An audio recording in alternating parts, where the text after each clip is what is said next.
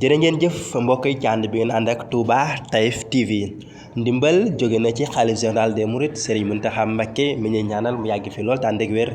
jëm si ñi nga xamante bi moo di taalibe yi loru ci mbënd mi jaar la ko ci Touba ca kanam ginnaaw ba ñu defee appel à la solidarité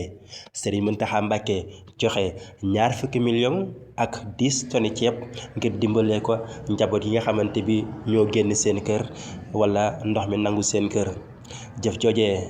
doon nag bunt bu ubbeeku ngir appel à la solidarité bii Touba ca kanam lancé kenn ku nekk man see jàpp ngir ñu jàppale Touba ci mbënd mi jàppale askan wi ci génn ki ñu génn seen kër muy Kër Wallu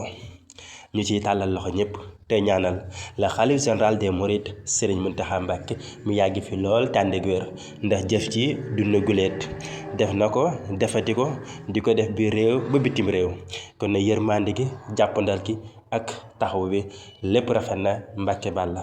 yàlla na sa jàmm yàgg yàlla na fi yàgg lool Serigne Mountakha Mbacké 20 millions ak 10 tonnes ceeb jàppale gun na ko Kër Wallu jaar la ko ci Touba ca kanam ngir taxawu askanu Touba jërë ngeen jëf ci ànd beeg Touba Taïf TV.